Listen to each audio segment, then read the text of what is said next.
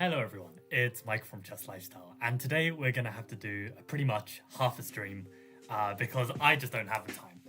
I really wish I could train 62 minutes of bang my head against a wall as I solve these tactics, but you know those cooking games where you basically are like running around like trying to like complete orders before like people get mad at you?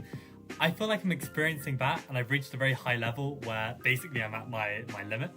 So yeah, I'm gonna try and just keep going and handle everything, and hope I don't completely self-destruct. So let's get into some chess, shall we? Let's go. Welcome Jan to the stream. How do I delete my Lichess account? I actually kind of wanna go look right now, but I don't want to embarrass you in front of the whole world. That you're not applying the Caius rule, despite how useful the Caius rule is. Did you at least use the Caius rule on the day we were messaging on Lichess about how you were tilting? Because if you had another big like -50, like I don't know what to say. Like it's like, you know, you gotta set these boundaries. Welcome Bob B to stream. I'm glad you're here to solve some complicated tactics, which I imagine I'm going to miss. Imagine playing cooking games and not being able to cook IRL. You cannot say that anymore. I batch cook. I'm actually going to go grocery shopping today, so I'll have you know. This boy is evolving. Okay, we moved on from Tau. We're now on Petrosian. Let's just train some chess. Okay, let's go. Smilga against Petrosian, Leningrad 1946. Black is already winning, but has a chance to finish the game quickly. Okay, fine. So what's going on? We've got Queen, Rook, Rook, Bishop against Queen, Rook, Rook, Bishop. We've got 1, 2, 3, 4, 5 against 1, 2, 3, 4, 5. Different pawn structure, lots and lots and lots of tension. I mean, B takes C3 kind of looks promising. But okay, let's try and calculate this properly. So Rook, X-ray, Queen, X-ray, Rook, Rook, X-ray, tension on here. Protection, tension, yada yada.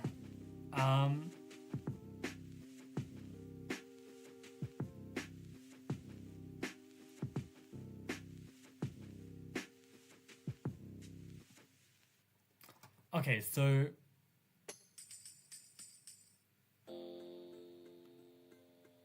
anything else to add? Are there any pieces loose? Nobody is loose. Okay, so let's just start calculating. Do we have any checks? Yes, we've got one check here, which looks horrendous. Do we have any captures? We can capture here, we can capture here, we can capture here. We can capture here. Do we have any threats?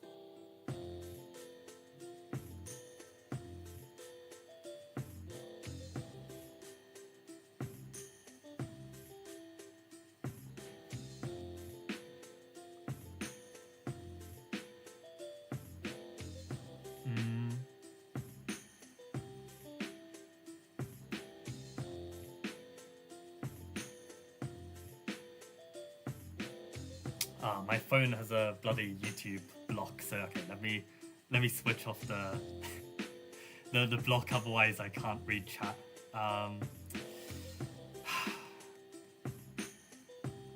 I don't blame myself. I blame YouTube. I blame Instagram for making that content too addictive. Okay. Luckily, I didn't see any of the actual chat messages in case someone has the answer. So okay, let's just go. So Queen E2 obviously fails. Let's look at our captures. Can we actually claim that this is actually going to be a favorable capture? I mean, if they take our queen, we take with check. If they take back, we take here. It looks playable, but it doesn't look winning. So let's not dwell too much on that for now. What about pawn capture here? This was my initial instinct. Well, their bishop is hanging. Although they can afford to take back, for instance, because if we take this bishop, maybe they can take here. But then we win the queen potentially. So okay, if they're going to take with a rook, they should take with this rook. That's what I'm trying to say. So that might be possible as well, but also bishop takes is possible. So okay, if they take with the rook, do we have a solution?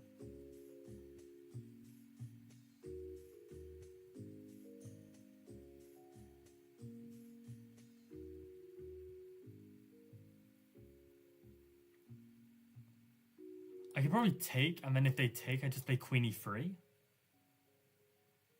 I have no idea. They could probably sack the rook though, and then bring in their heavy pieces, and I'm probably toast. Yeah, I don't like pawn takes anymore.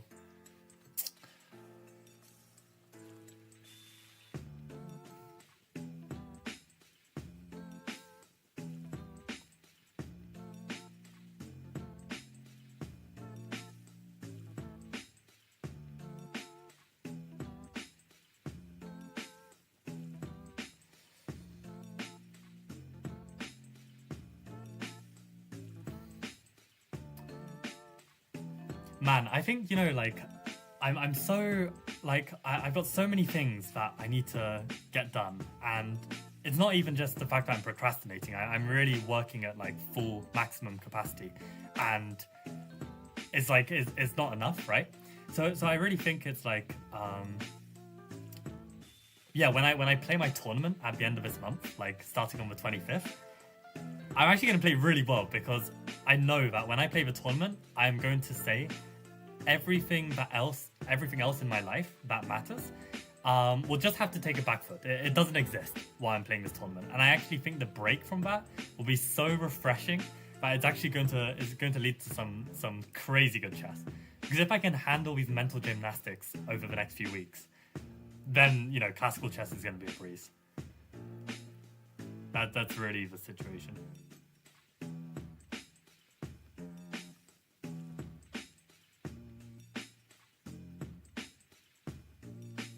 Okay, so what about this capture? Queen takes, and then we just push the pawn.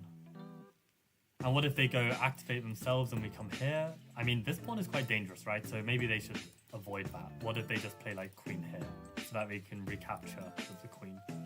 But then we can take the bishop, right? And pawn takes and rook takes. So this is why you just calculate lines.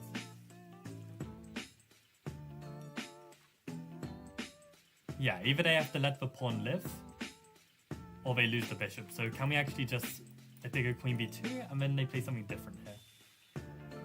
What if they just, like, I don't know, put the rook back or something?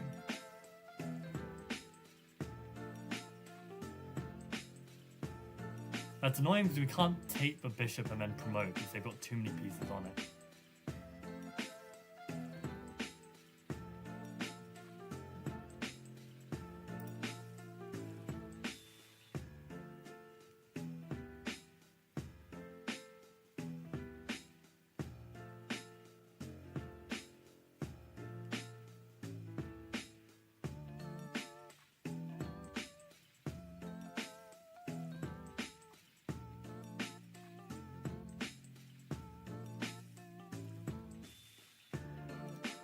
I don't know. I think what happens when they come here? We just take, and then they play rook here. Just need one more clean looking move, and then I can lock it in.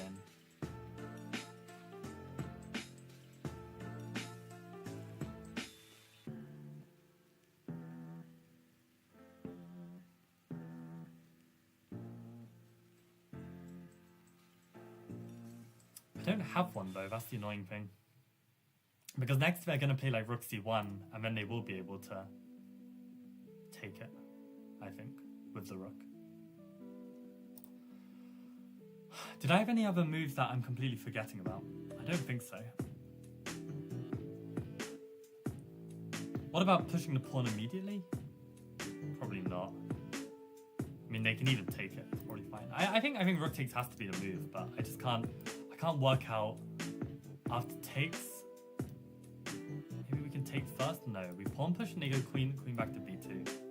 We have to take, and then they just play rook e1. I mean, we're up a pawn, but only temporarily.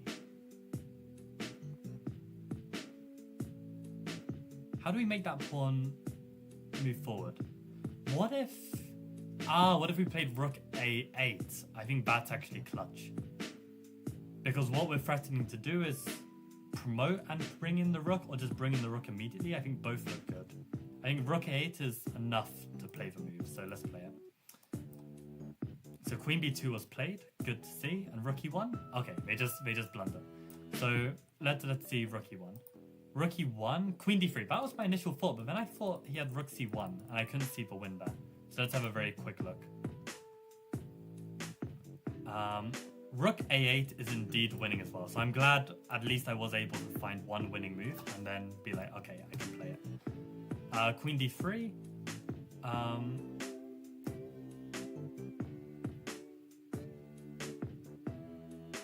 Yeah, rook c1. And wow, the queen can do enough damage on its own. Queen f3 I quite like. Queen g3. Oh, and these pawns are dropping as well? Okay, I didn't spot that f4 was actually loose. Maybe I should do that at the start as well, like not just consider which of the loose pieces, but also which of the loose pawns, right? I mean, a loose pawn is also potentially relevant. So that's a good take-home message.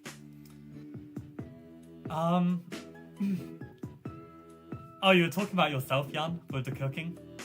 I did not interpret that correctly. Yesterday was your birthday. Happy birthday for yesterday, Pranay. Rook a2, queen a2, b3, queen b2, bc2, queen c2, queen d4. Yeah, you got it, Bob. If they play like rook e1, then queen d3 looks good. Damn, boy is on it.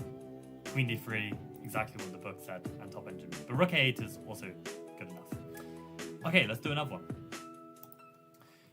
One thing I'll quickly say is I recently came across some amazing advice from Vladimir Kramnik, which I know is a weird thing to say in this day and age, but this was before, the whole cheating crusade.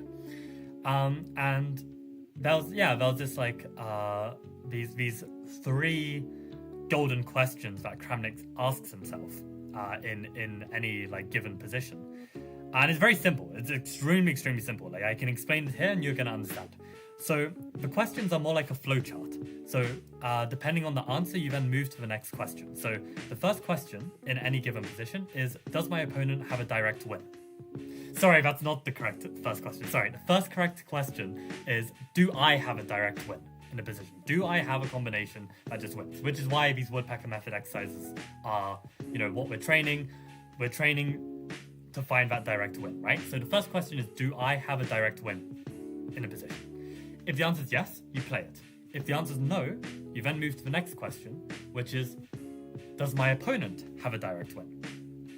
If the answer is yes, we deal with it. If the answer is no, you move on to the third question, which is, does my opponent have a plan? If the answer is yes, we deal with it. If the answer is no, the last thing we do is we have the luxury to come up with our own plan. And that's it. And the point of it is basically to put more emphasis on what the opponent is doing, even before your own. Like, of course, you still prioritize a direct win for yourself if you have it. But before actually conducting your own plan, you are basically considering both your opponent's threats as well as your opponent's plans. And the mind-blowing thing that I realized, and it was kind of like, a switch that just came on, which is I never really, necessarily understood, why prophylaxis is so useful. But the point, Kramnik made a fantastic speech on this, which is basically to win a game of chess is the exact same thing as an opponent losing a game of chess. And if you can actually prevent your opponent's plans and ideas, you actually stop them from playing the plans that they want to play, which actually induces mistakes and blunders, which you can then capitalize on. So that's why prophylaxis is so important, because if you stop your opponent from doing their plans, they're going to get frustrated, play crap moves, and then you win. So this is a complete game plan you can make use of. And prophylaxis should just be much higher up. And I spoke to my coach about this, and he said, yeah, to be honest, any player above 2200 is probably thinking of their opponent's plans more than their own, which is just completely crazy to me. It's completely alien to me. But yeah, that's my little short story for you guys.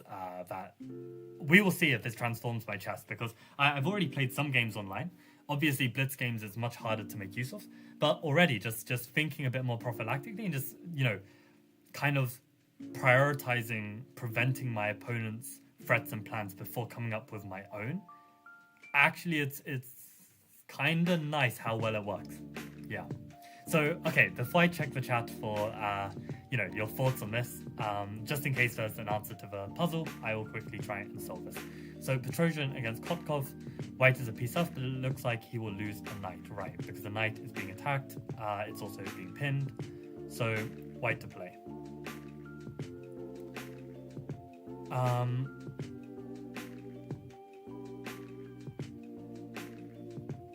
I mean, okay, so what's going on? So yeah, the knight is pinned, it's being pressured. We also have X-ray pressure with the rook on d1. We have a bit of a battery going on over here. Our king is fairly secure.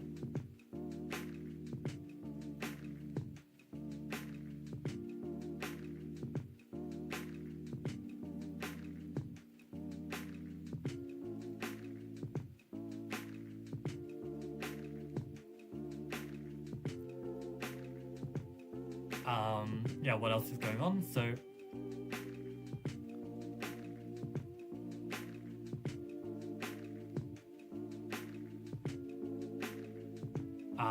I think that's all I can really see. Are there any other loose pieces? And this time we'll include the pawns, right? Loose pawn on a6. Loose pawn on b4. It's one more thing to consider, but I think we need to consider it. Okay, so in that case, you know, the move that jumped out to me right at the start was queen d3, because we get out of the pin and we create a counter attack on the bishop that is only protected by a single queen. We've also got queen d2 as well. So the question is, are there going to be alternatives, or is one better than the other? We don't have any checks. Do we have any captures? We do have one capture, which potentially has something. I mean, for instance, rook takes d7, queen takes him, and knight b6. If they take our queen, we take their queen, and we're actually hitting both rooks. So this is not completely absurd either. And the problem that I think queen d3 and queen d2 comes is that when they take with the rook and we take on d7, they can take our bishop on e4. And they've got enough defense on the queen. Or they can trade queens first and then take on e4, right? So I actually think rook d7 is actually a really important move.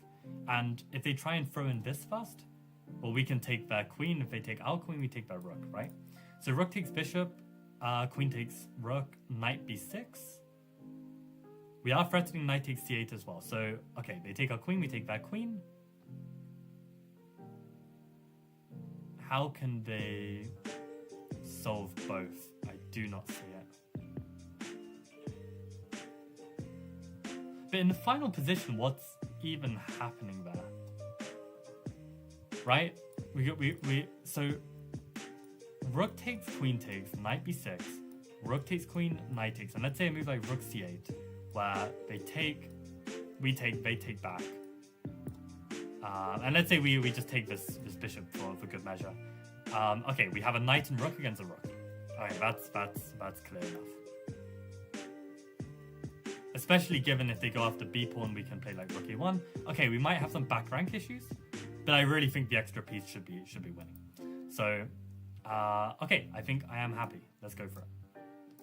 Knight b6 takes, and okay, they even stop there. Rook c4. Oh, did I mention this move? I feel like it crossed my mind, but then I forgot to go back to it. That's very annoying. Yeah, this did actually cross my mind. So they say knight d2 is the last tricky move, yeah. Because, yeah, I was thinking, like, if I take the rook and they take my bishop, am I sure that I can get out properly? But it looks like I can as well, so what's wrong with this? Allows black to win the b pawn. I mean, does it? What if we just play knight d7 here? Okay, but then they allow this, and then I was thinking we just go like rook a1. Yeah, this is just winning. It's only +1? That is ridiculous. This surely has to be winning. Like, there's no way that this isn't just. Yeah, I feel like Stockfish is. Plus 0.7? Are you kidding? How? Hey, let's play against Stockfish for a bit. A3. Okay, now we have to bring the knight back. What do they want to play? F5? I don't know if I can trust this. A2. I guess the problem is my king is going to be all the way over here, but my pawns look so healthy. I don't know. King f6. Let's have a quick look. King c3, king e5, king b2, king... Oh no, king d5. Okay. Oh, because we've got a very specific knight e1, right? Because now that the pawn is covered. So king d5, if we take, then they actually come in and they might even be better. That is unbelievable. So knight e1, and if king c4, well, we can't take here without letting this in. So we need some precise moves on the king side? Hell nah. Hell nah. Okay, fair enough. Fair enough. That's really interesting. Because it's not only this a-pawn, it's the other a-pawn as well that's gonna like further tie your pieces. So actually that's actually not clear at all. Fair enough. So actually then I'm curious, before this then, was my play after rook c8 wrong as well? If they take, but they're one tempo slower, right? So once they yeah, it's already our move, right? They're one tempo slower, which makes a huge difference. Yeah. Okay, fair enough. Very interesting. What are people saying about my Kramnik statement? Yeah, Kramnik's Chessable series on prophylaxis. I think that it's the exact same one that I caught a glimpse of.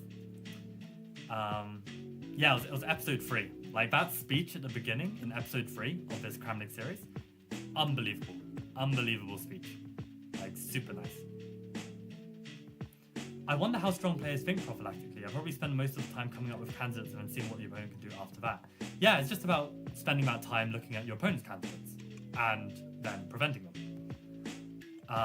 And yeah, not looking too deeply at dumb lines. Yeah, there's that classic like don't analyze unnecessary tactics, DAUT. Yeah, like being efficient in chess is super important as well.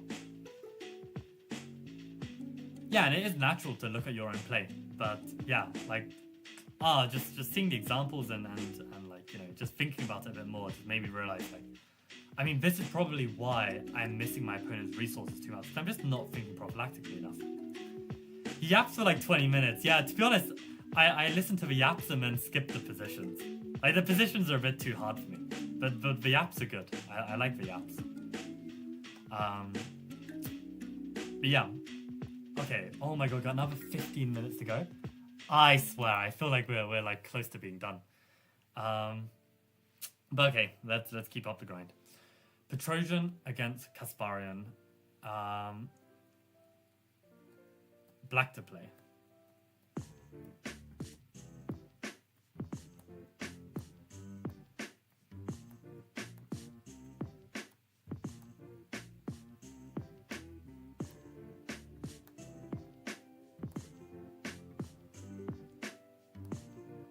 You're getting a lot from studying the position. They're definitely not too hard for me.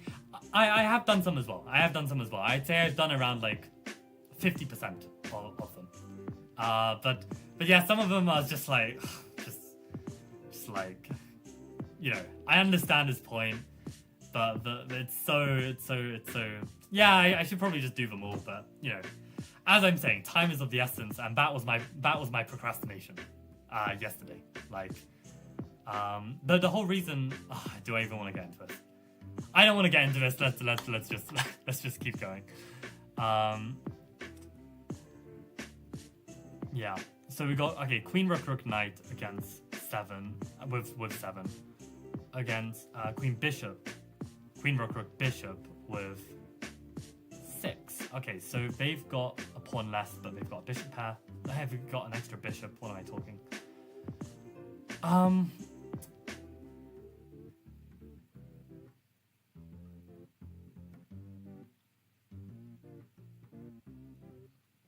Okay, so What else is there to note about the position? Knight is being pressured twice, open file. Rooks are connected, but rook is being attacked. Queen is loose. Bishop is only defended by the queen. Pawn is strong. King looks weak. King looks very weak. King might look a bit weak. We have to speak in Neanderthal. That's how our brain is handling this. Okay, so fair enough. Queen is loose as well. Knight is only defended by queen. Okay, so with all of this considered, do we have a direct win is what Kramnik would ask, and because it's Woodpecker, we do. So what is the direct win? I mean, why the hell are we not just taking this rook? The only move I can see that looks remotely troubling is this queen takes a7. And in fairness, it is troubling, right? If we bail out with like knight takes bishop, they go check, check, and then give mate. So we do need to be a bit careful. So if we take, and they take hit. Ooh, what about a move like rook takes h3? Because if they take, then we can actually take with check.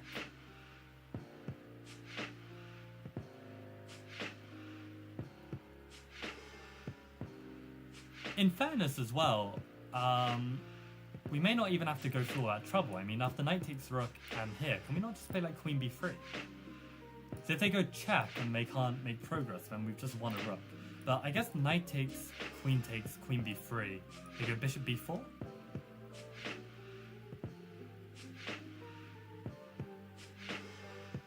Maybe that's actually quite difficult to handle.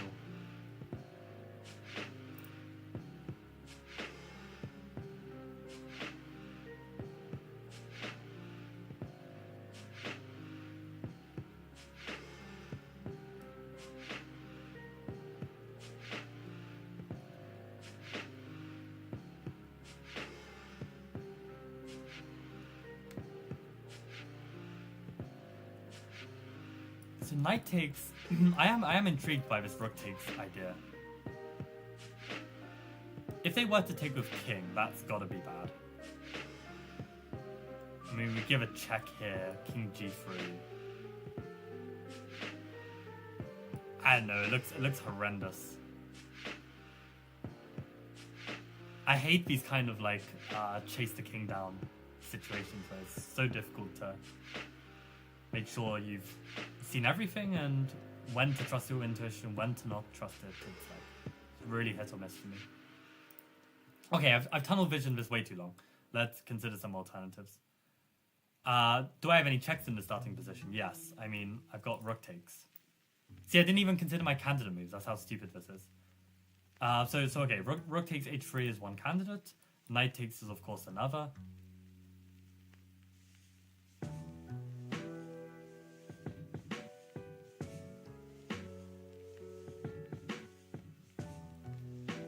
Maybe knight b5 is another.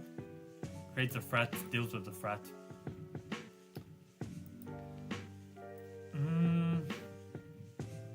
Okay, this one we can actually dismiss quite quickly, probably because of rook takes b5, right? Pawn takes and then rook c1. Rook takes h3 now. Probably they just take with the pawn. We have no follow-up checks. Although we can now take with the rook. If we prefer them to take with the pawn, we could do things this way round. Although, in this position then we've only won a pawn, we haven't won an entire rook. And actually then they can just take, and then...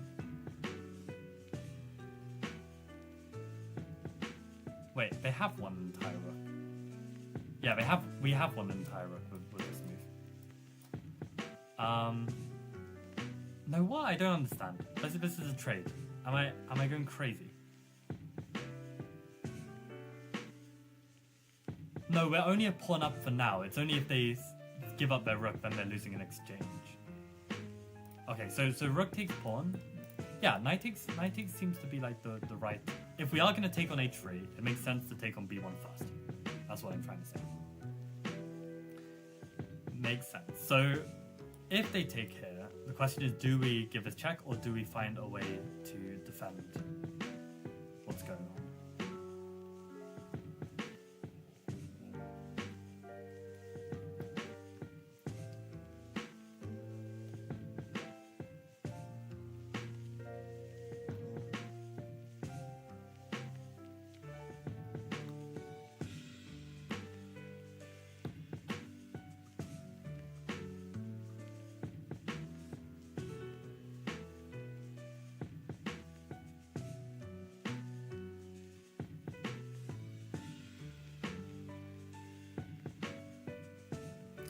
I don't know. I think rook h3 works. Like rook b1. Sorry, knight b1, queen a7, rook takes h3. If pawn takes, then we just go queen takes d2 with check.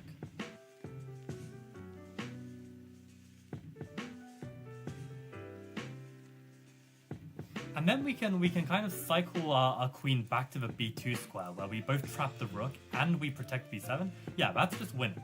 That's just winning because we've seen up to that point, right? That's a really important line to consider. Like this rook takes h3, pawn takes, queen takes d2, and wherever they go, we're going to either give a check on c1 or c3 and bring our queen back to b2, right? And then we cover b7 as well as hit the rook, so we're winning. So the only move in that position is what happens if we go rook takes h3 and take with the king, which looks horrendous. But what do we actually do to win? Let's say we bring the other rook in. They have to go to g3 or g4. If they go to g4,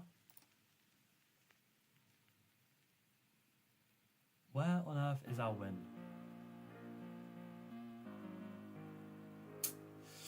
And now it's making me think, is rook h3 actually more precise? Because I feel like king takes at the start here is just awful. Like, there's no way that can be good. Like, we give a check. If they go to g3, we've got knight e2. If they go to g4...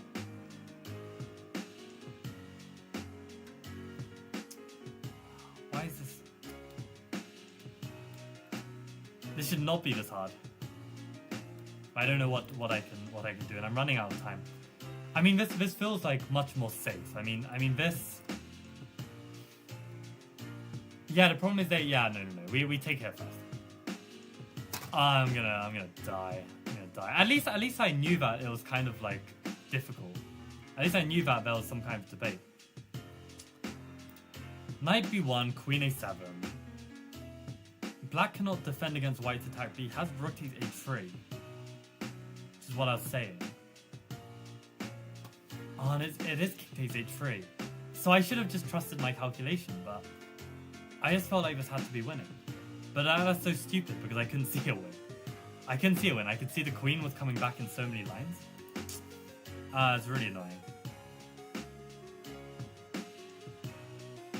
I mean, why queen back isn't even the move. It's just a draw. That's unbelievable. Queen a5. What is this? Yeah, we even defend b7. So how on earth is this fine?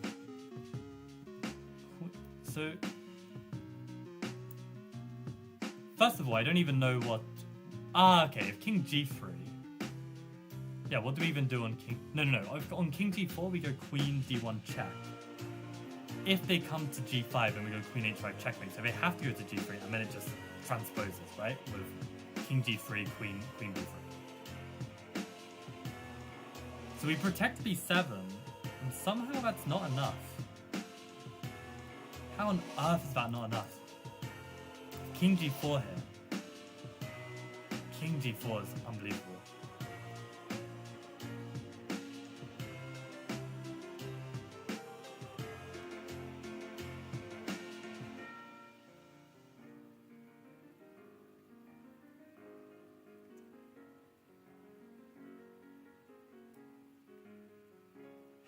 How is this a draw? What about a move like rook h2? How is rook h2 not winning for black?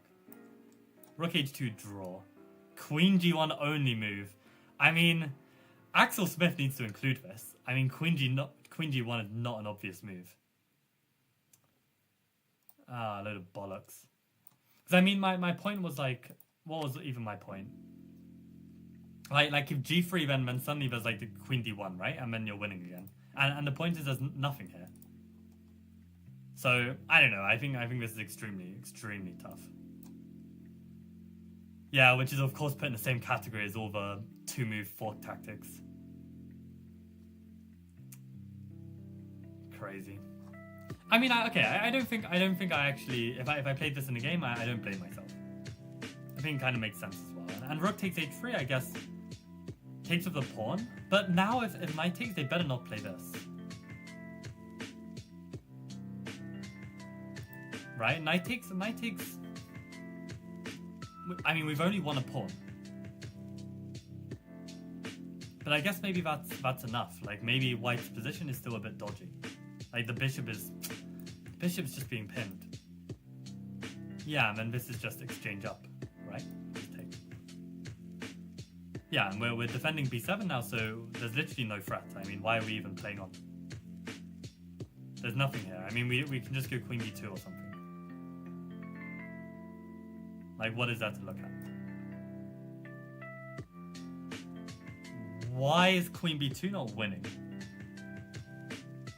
Queen b2 pins the bishop. There's no bishop b4. Alright, we'll find out afterwards, but... This is a ridiculous puzzle.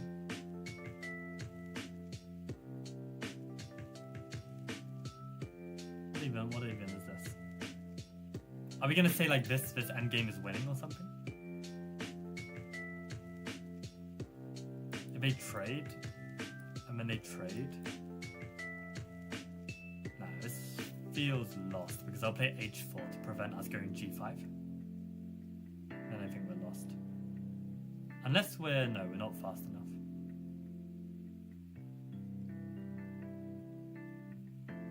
Yeah, I don't know. I don't know.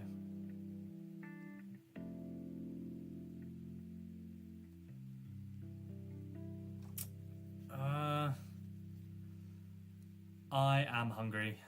I am hungry. I want to go eat.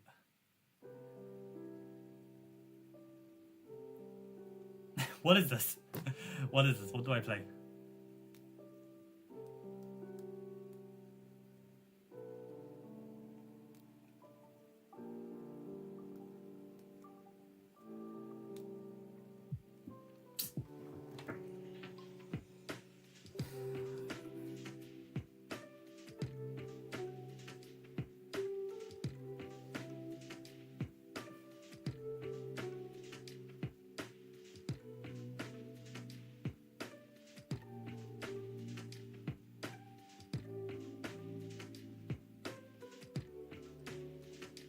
I'm looking at my checks. Do they make a difference?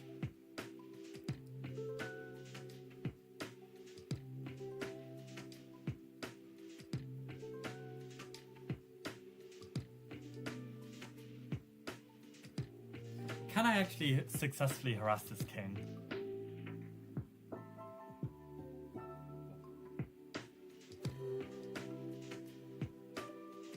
Don't get it. Don't get it. Don't get it, don't get it.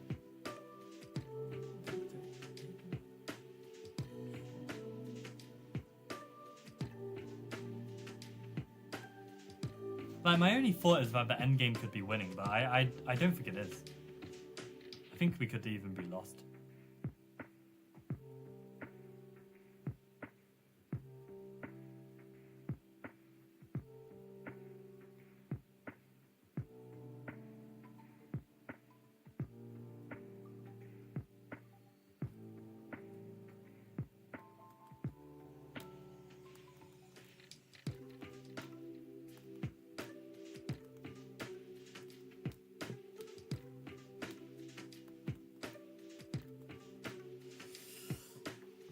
I don't know.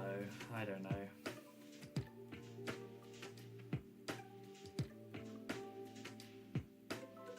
Yeah, I prefer my other line.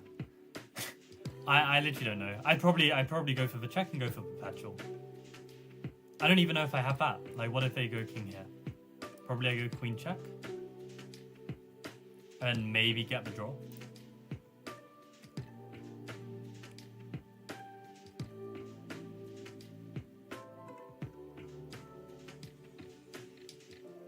I mean, we are literally losing this.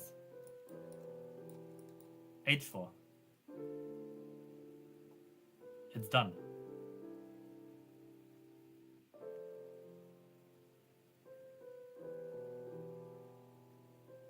Like F6, they just ignore it. I don't get it. Oh, but can they ignore it? What if we eventually play here? Then they can take, and then take, and it's fine. I don't know, guys. I don't know. I mean, Queen B2 is another check, but I don't really see what the difference is. Unless it's something to do with taking here. If they were to come up and we take here, is that actually really effective? Because then they can't take, and then... I still don't know what benefit that really does. Because we can't even play a move like this to unravel, because then our B7 pawn will hang. Yeah, I got nothing. Got absolutely nothing.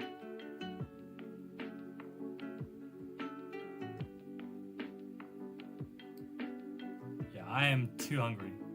I'm too hungry to solve this. Did I even have lunch? Yeah, I did have lunch.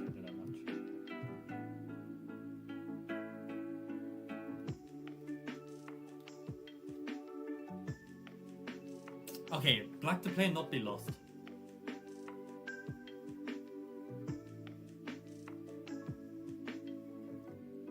I guess, hold on a sec. Why am I so petrified of this idea? I mean, maybe the exchange, losing the exchange isn't such a problem. The big problem is losing to Queen A8. Queen A8 is a big threat. So maybe what I need to do is just play King D7. And be like, okay, you can take me, I'll take back, and I'm not getting mated except I am.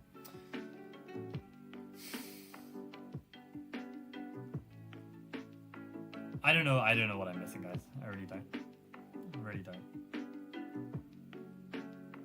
It's gonna be like something stupid like Queen A6. But I really don't understand how. This cannot be played.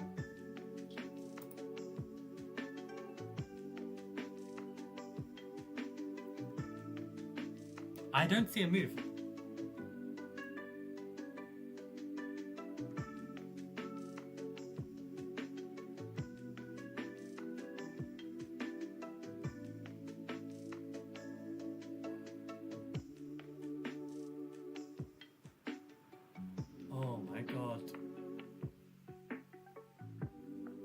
Okay, what if actually, maybe I play Rook H8, if they give me a check I go King D7, and if they take my Rook, I then take that Bishop, and claim that is a winning position, which absolutely is not, but at least I'm not lost.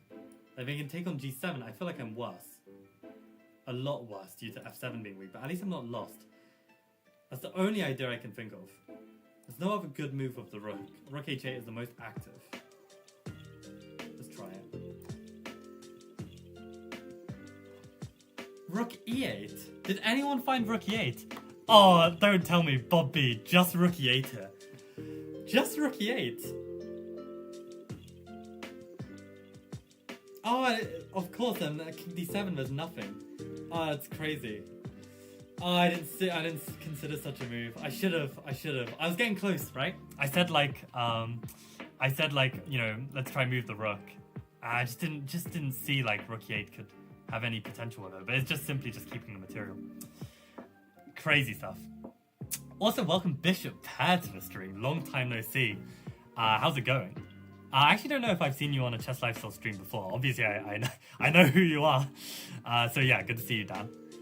But yeah, you have to see Queen A5 to understand how strong the attack is. God, when was Queen A5? That was donkeys years ago. I mean, I even still don't understand why Queen B2 was incorrect. So we got a lot to recap on this one. But yeah, I like, to be honest, my Knight B1 move, I can't blame myself for playing it. Like, some of that was ridiculous.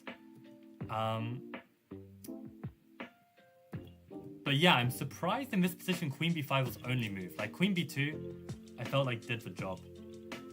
But that's probably what Dan was saying with his queen a5. Defending and threatening mate. Yeah, that's working, isn't it? Unless I've got b6. Do I have b6 there? No, because queen a8, king d7, queen b7. And then I get mated on e7. Yeah, wow. Okay, so queen b2 is extremely careless, allowing queen a5. I assume that's the reason.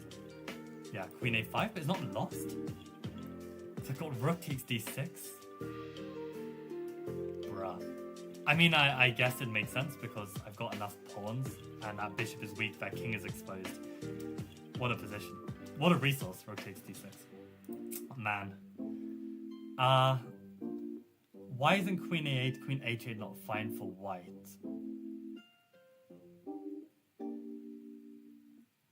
I don't know. I'm not following your lines, guys.